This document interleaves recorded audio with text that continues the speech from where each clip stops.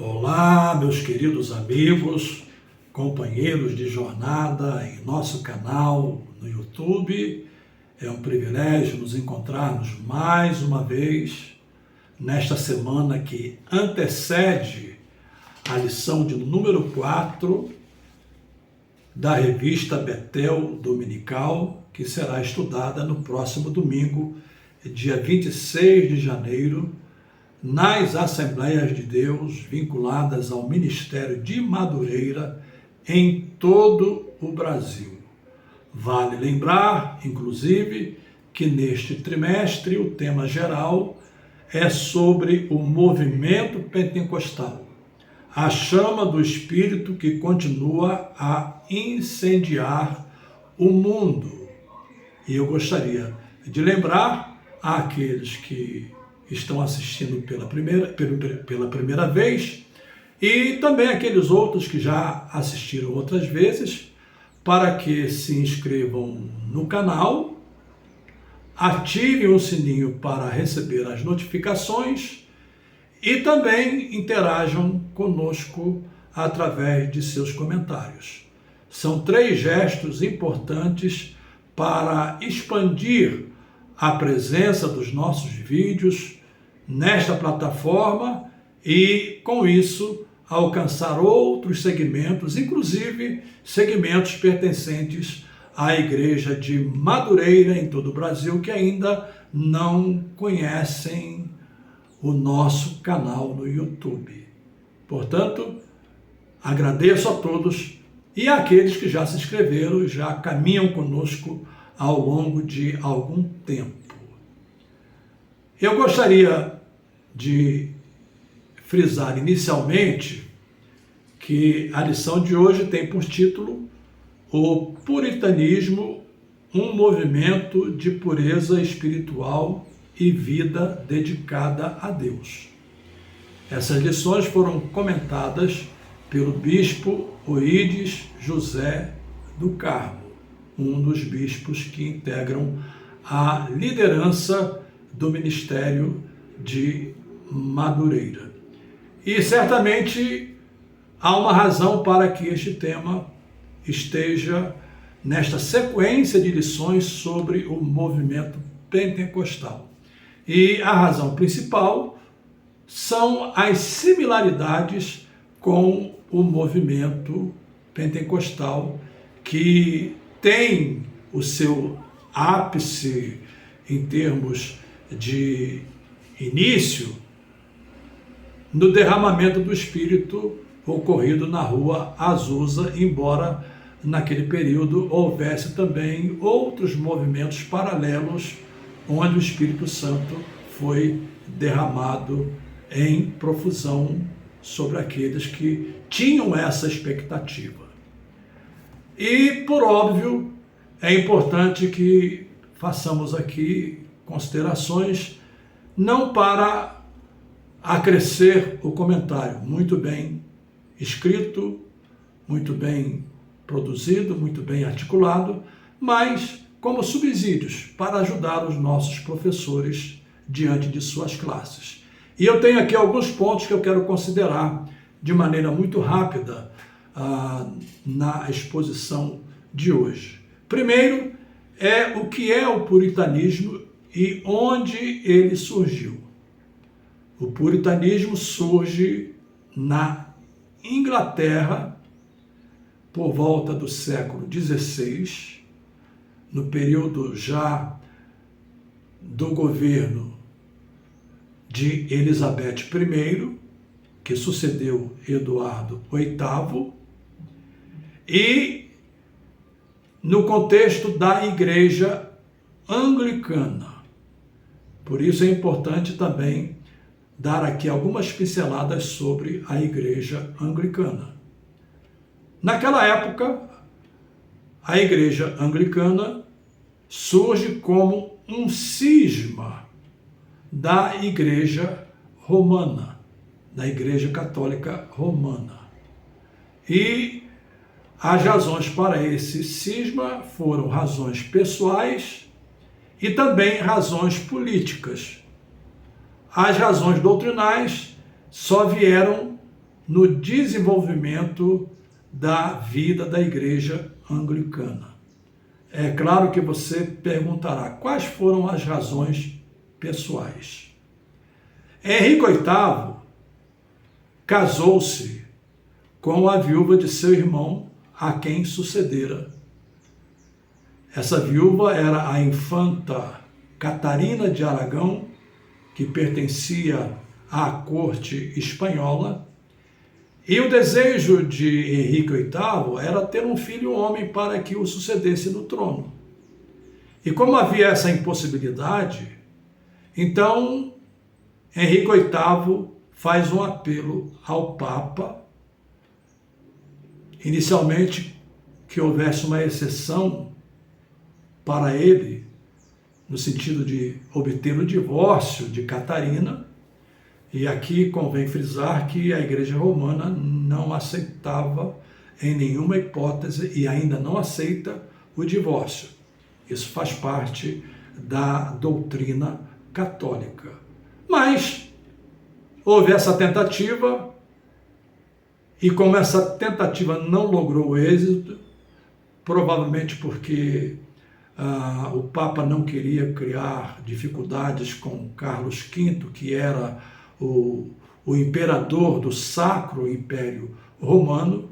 Então, a segunda tentativa foi a tentativa de anulação do casamento. Só que também essa tentativa não logrou êxito. E aí, essas razões pessoais levaram, então, Henrique VIII a romper com a Igreja Romana e a criar a Igreja da Inglaterra, a chamada Igreja Anglicana. Há também razões políticas, muito provavelmente pelo seu interesse de ter um poder religioso para concorrer com a Igreja Romana, um poder do qual ele fosse o chefe, porque até hoje a soberania da Inglaterra, os reis da Inglaterra, foram historicamente e continuam sendo chefes da Igreja Anglicana. Então essa é a síntese. E o puritanismo surge no seio da Igreja Anglicana, porque o cisma não produziu mudança nos ritos, não produziu mudança na prática. Normalmente se realizavam as missas da mesma maneira como na Igreja Católica Romana, com a introdução do Pai Nosso e ainda no latim, ou seja, não na língua pátria. Então, essa situação começou a gerar um desconforto entre os pastores. Então, muitos desses pastores não estavam satisfeitos e descontentes porque a igreja permanecia com a roupagem romana. A igreja permanecia com o estilo romano e eles buscavam uma reforma mais profunda, uma mudança nos ritos, uma mudança na devoção, uma mudança na valorização da palavra, uma mudança na centralização de Cristo como o Senhor da igreja. Em outras palavras, esse era o desejo dos puritanos, e você encontra aqui no comentário vários pontos que mencionam essa luta pela evangelização, essa luta pela pregação expositiva, essa paixão por Cristo, essa importância que eles davam à missão do povo de Deus, também o fato de a Bíblia ser a regra infalível e prática da palavra de Deus, eram pontos pelos quais lutavam os puritanos, os pastores puritanos, os pregadores puritanos na Inglaterra. O movimento surge na Inglaterra e surge no seio da Igreja Anglicana. Quando olhamos o desenvolvimento da Igreja Anglicana ao longo da história, percebemos que ela foi alterando a sua maneira, e também outros braços da igreja anglicana foram surgindo, e eu não vou entrar aqui no mérito da historicidade da igreja anglicana, senão dizer que hoje nós temos até aqui no Brasil, inclusive, igreja anglicana de natureza carismática, ou seja, igreja anglicana que crê na contemporaneidade dos dons espirituais, não só na contemporaneidade, mas na prática dos dons espirituais na vida da igreja. Então esse ponto é bastante importante para ficar claro como surgiu, de onde surgiu o movimento puritano e a natureza do movimento puritano, ou seja, tentar levar a igreja anglicana a uma reforma completa, já que naquele momento, nós estamos aí no século XVI, quando surge o movimento puritano, a igreja anglicana nasce um pouco antes, mas ela nasce já contemporânea da reforma, já que o marco da reforma, como estudamos na lição passada, foi o ano de 1517, quando Lutero afixou as suas 95 teses na igreja do Castelo, em Wittenberg,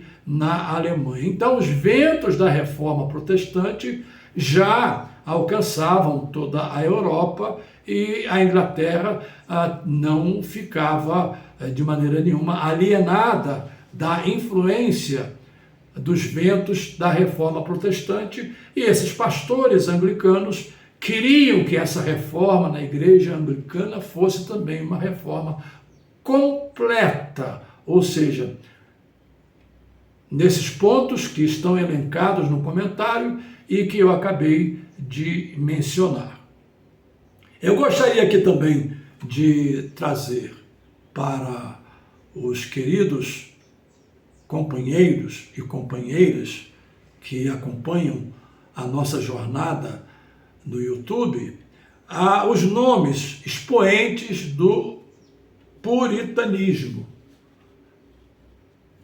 Há muitos nomes, mas eu quero citar aqui John Owen, Richard Baxter, William Perkins, Thomas Goodwin, John Bunyan, Jonathan Edwards, Matthew Henry e Richard Sibbes. São nomes históricos, nomes importantes, nomes que ajudaram a construir a teologia puritana. E por falar nisso, eu recomendo que você adquira essa obra. É uma obra de fôlego, uma obra exaustiva, ela tem 1.503 páginas. 1.503 páginas. Teologia Puritana, Doutrina para a Vida, de autoria de Joel Bick e Mark Jones. São os dois autores dessa obra, e ela será muito útil se você puder tê-la em mãos já para o próximo domingo, mas caso contrário, se não for possível, ainda assim ela será muito útil a você como pesquisador da doutrina bíblica, e a teologia puritana é extremamente necessária para compreendermos o desenvolvimento da teologia ao longo da história da igreja. Eu citei aqui alguns nomes. Por exemplo, John Owen, um dos grandes autores, temos obras de sua autoria traduzidas para o português. Richard Baxter é também um nome muito conhecido no Brasil, com obras traduzidas. William Perkins, e eu vou já pular aqui para dois outros nomes, John Bunyan. Quem não conhece John Bunyan? Claro, pessoalmente não, mas em termos históricos. John Bunyan foi um dos pastores puritanos autor do clássico O Peregrino.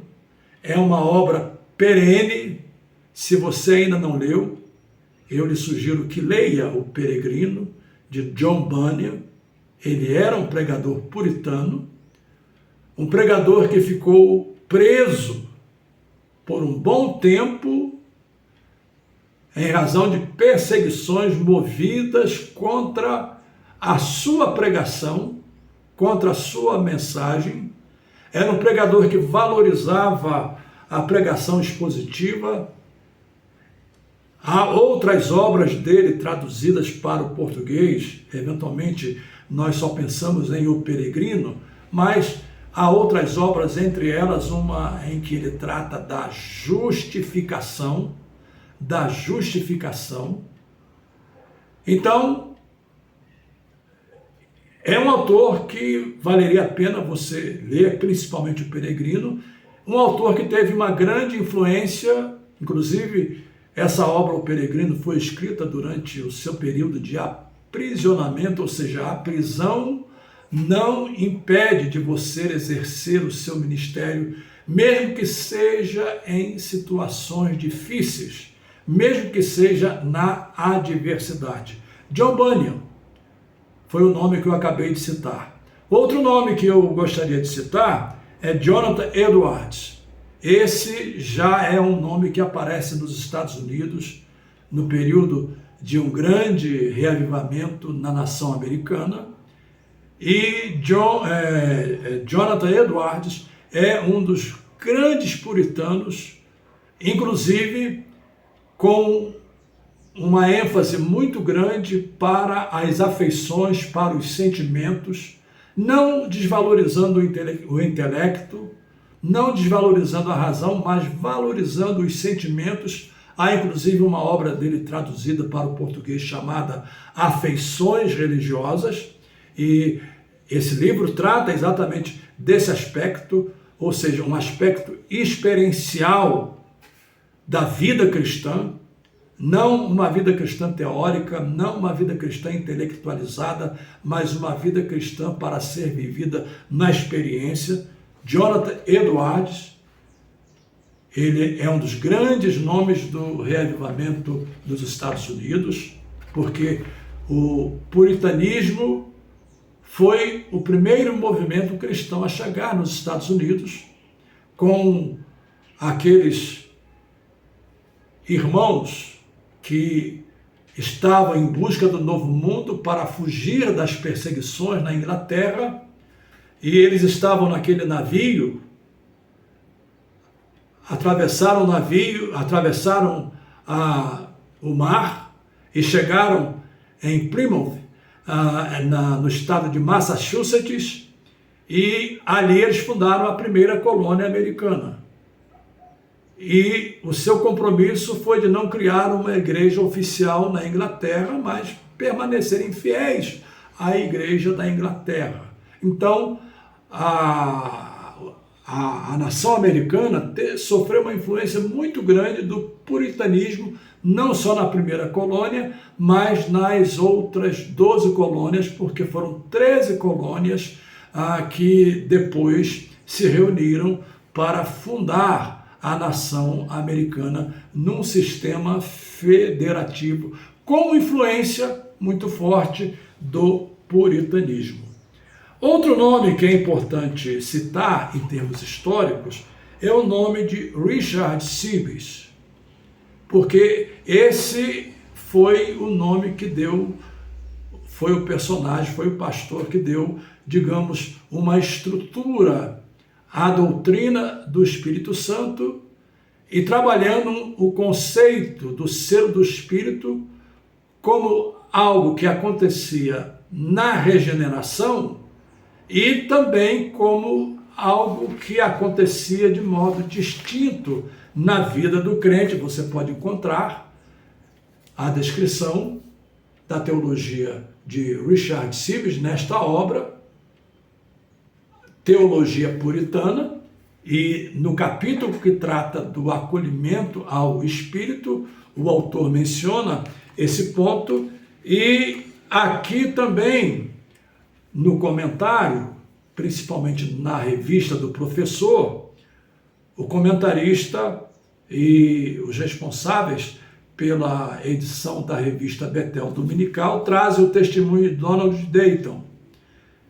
E nesse testemunho ele mostra que tanto nos textos, além de Richard Sibbes, temos John Owen, Thomas Goldwyn, Richard Baxter e outros autores puritanos cujos ensinos, de maneira implícita, indicam uma obra do Espírito posterior à regeneração e à santificação, denotando, portanto, uma obra distinta do Espírito, no que Sibbes fala de selamento, menciona ou descreve ou identifica como selamento do Espírito Santo, tanto na regeneração como algo distinto na sequência.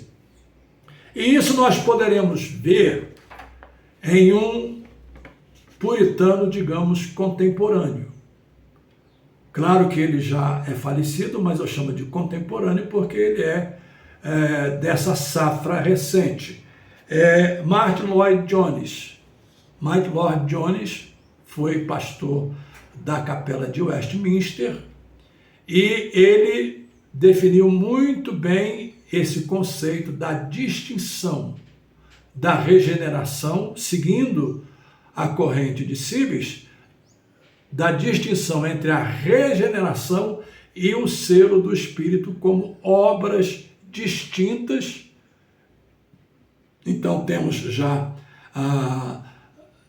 no mundo contemporâneo o testemunho de Martyn Lloyd-Jones, que foi um pregador prolífico e um autor prolífico. Nós temos aí dezenas e dezenas e dezenas de obras de Martyn Lloyd-Jones, inclusive uma delas dedicada ao Espírito Santo, e que testemunha essa influência histórica, principalmente de Richard Sibbes, em relação a essa distinção do selamento do Espírito, tanto na regeneração como também uma obra distinta, que são, digamos, conceitos teológicos que se assemelham também às raízes do pentecostalismo. E outro nome recente, histórico, e que também tem obras aí lançadas, inclusive traduzidas para o português, também puritano, é J.I. Parker. Inclusive, um homem de diálogo enquanto viveu, que interagiu com outras tradições, interagiu com o movimento pentecostal. Então, é importante você conhecer essa história para compreender essa semelhança, para compreender essa proximidade entre o puritanismo e o pentecostalismo, e a razão de estarmos estudando nessa lição de número 4 esse tema: o puritanismo, um movimento de pureza espiritual e vida dedicada a Deus. Não é, digamos, um isolamento do mundo. Esse é um conceito errado. Não é um apartheid. Não é um gueto. Não é uma espécie de mosteiro para você ficar isolado do mundo. A ideia aqui é outra. A ideia aqui do puritanismo é você exercer essa vida de santidade no mundo como uma influência no mundo onde você está inserido. E aí nós temos um conceito. Primeiro é a sua mudança interior. Primeiro é a mudança do seu comportamento. Primeiro é a mudança da sua paixão. A sua paixão agora é uma paixão por Cristo. Primeiro é a sua mudança em compreender a importância e a centralidade da palavra de Deus. E não em ritos externos, e não em estruturas externas, mas numa vida de piedade. E a partir de você, então, você ter condições de influenciar a sociedade ou influenciar o meio aonde você vive. Eu poderia aqui empregar aquela lição de Jesus no Sermão do Monte, quando ele fala do sal da terra e luz do mundo. O sal, quando você põe sal em pequena quantidade para temperar a comida, o sal penetra em todos os grãos dentro da panela. A luz, quando está acesa, faz com que as trevas se ausentem, porque trevas significam a ausência de luz.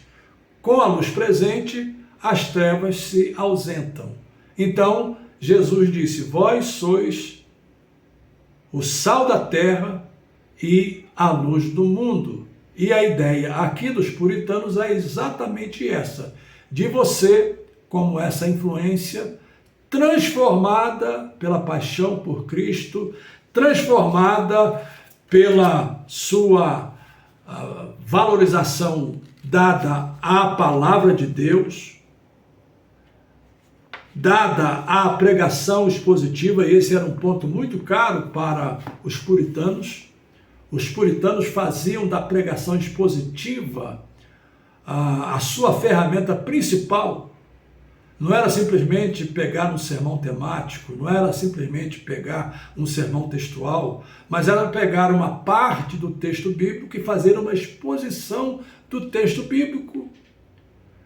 De maneira que a exposição da palavra era central na vida dos puritanos.